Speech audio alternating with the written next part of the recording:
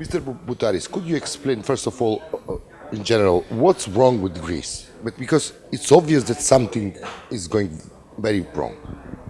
If we start from the beginning, Greece has gone through a bad situation with the international monetary crisis.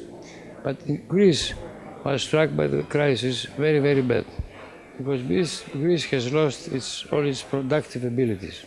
So we came up in 2010 with a memorandum, a first memorandum, which unfortunately we were not very responsive to it.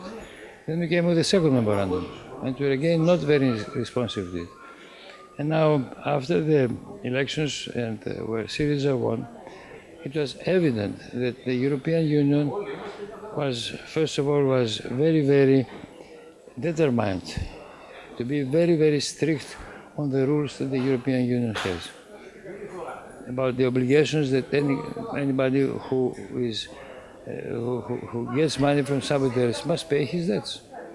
So the Greek government decided that this was not fair, and we had to negotiate on a different base. But unfortunately this didn't happen, and finally we came up yesterday with this agreement, which is very heavy for the economic situation in Greece, but at the same time is absolutely necessary, because Greece must change many big chapters on its existence. Taxation system, administration system, jurisdiction system, investment system, all this must change. How to understand why Greece, as a member of the European Union for so long time, didn't do whatsoever on what European Union is asking right now? Well, this is a question most of us have too. I think that we were lured by the money which flowed in Greece through all this euphoria that caused either it was the bulls or other kind of income that came to Greece, mainly from the European Union, and I think this was the best case. We didn't pay enough attention to what we should have done. And do you think that now suddenly the Greek people are going to wake up and see, oh, let's do it something? I think that these 2 weeks where the Greek people waited at the banks for 60 euros per day, I think that this gave them a very, very good lesson of what will happen if we don't change. How to understand Greek people, what they really want? There was a referendum. Many of the Greek people, more than 60%, said no. Now we came on the very same situation, like it was before the referendum. So how to understand Greek people? What really want? This is a psychological question.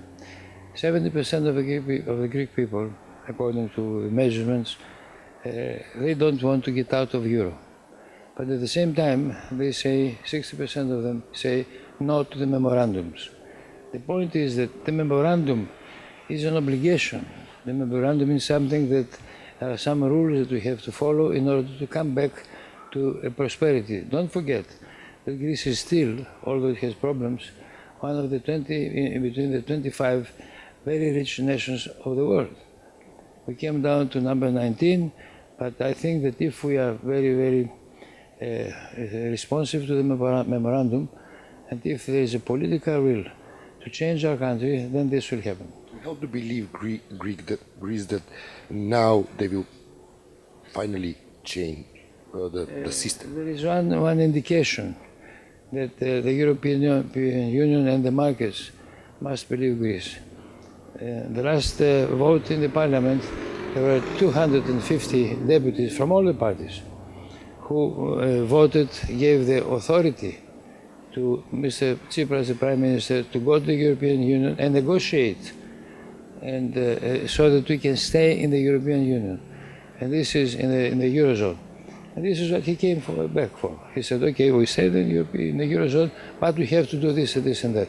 I think that this and don't forget that this coming week, this week that started today, we'll have, I hope that we'll have evolutions in the whole political scenery. Let me ask you, you're a mayor of the second biggest city in Greece. There are obvious social consequences of what's happened in Greece with during the crisis. How you explain and how you illustrate what's happening on the social situation in Thessaloniki now? The biggest problem we have in Thessaloniki is unemployment. We have a rate which comes up to around 30%, and among the young people it's more than 60%. So there are some programs, European programs, which are funneled to the city by the state, concerning food, concerning medical care, concerning social security. And apart from the European Union, there are 2, 3 other big, let's say, donors, like the Soros group, or the Niarchos group, which give money so that we can ease all this misery that has come to people who lost many things.